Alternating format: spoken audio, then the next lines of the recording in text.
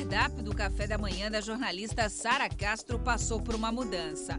Com a ajuda de um profissional da saúde, ela foi orientada a diminuir o consumo de leite. Dependendo do que eu comia, eu sentia muito mal-estar, inchaço, dor de estômago. E depois de uma dessas crises fortes, eu acabei indo ao médico e ele pediu um exame que constatou que eu tinha intolerância à lactose.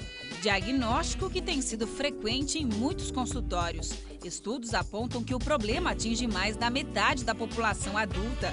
Pessoas que produzem quantidades insuficientes de uma enzima responsável pela digestão da lactose, o açúcar do leite. Apesar de causar um mal-estar, a intolerância à lactose não causa nenhum dano a longo prazo na saúde do paciente. A intolerância à lactose, ela não reflete, ela não desencadeia nenhum tipo de reação imunológica. Então, a pessoa ingere a lactose, que é o açúcar que está no leite, não consegue fazer a digestão desse açúcar, ele não é absorvido. Como ele não é absorvido, ele fermenta, provoca gases e comumente vai provocar diarreia. Então, como não existe nada imunológico envolvido, se a pessoa quiser usar o açúcar do leite, se a pessoa quiser usar a lactose, porque está com muita vontade de comer um doce, de comer determinado alimento, não tem problema. Ela vai ter o desconforto, mas aquilo vai embora. Já para quem é celíaco, a questão é diferente. Cerca de 3% da população deve ter um cuidado muito maior.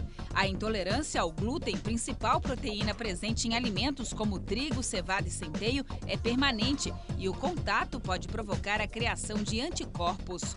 Mesmo uma pequena quantidade no indivíduo que é sensível ao glúten, provoca a criação de anticorpos e aumenta o risco de desenvolver doenças autoimunes, da tireoide, aumenta o risco de desenvolver diabetes e de alguns tipos de tumor. Então, mesmo que o indivíduo que tenha doença celíaca não sinta nada quando ingere uma pequena quantidade de glúten, ele não pode ingerir, porque isso vai trazer problemas na vida dele lá na frente.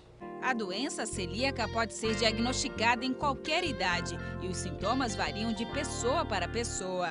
O paciente pode se manifestar de diferentes formas. Antigamente só pensava em intolerância ao glúten no paciente que estava perdendo peso e tinha diarreia. Hoje tem paciente que tem intestino preso, tem paciente que só tem gases, tem paciente que tem afta, tem paciente que descobre uma doença de tireoide ou que tem diabetes, tu vai pesquisar, ele também é intolerante ao glúten. A intolerância ao glúten, que é a doença celíaca, ela vai ser diagnosticada através de exames de sangue, que confirmam a presença de anticorpos, e da biópsia da segunda porção do intestino delgado, que é feita através da endoscopia.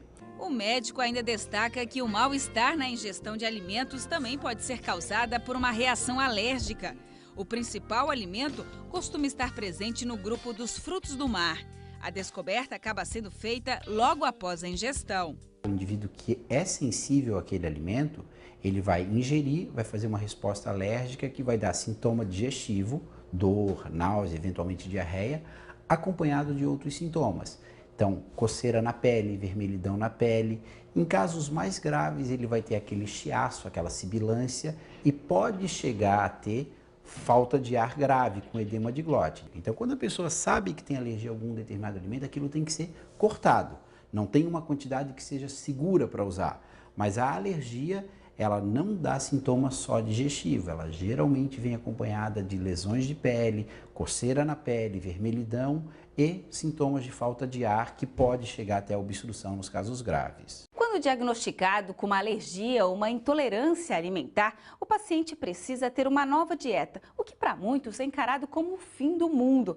Mas a nutricionista Ana Carolina Abreu estava dizendo que não é bem assim, não. Hoje tem muitas opções no mercado, né, Ana? Sim, com certeza. Eu acho que a primeira coisa, quando o paciente é diagnosticado, ele deve procurar uma nutricionista porque nós estamos acostumadas, habituadas a estar por dentro do que sai de novo no mercado, o que a gente pode dar de alternativa também numa preparação, numa receita, e não é o fim do mundo. Criatividade que cai bem para aquele paciente que tem uma alergia alimentar.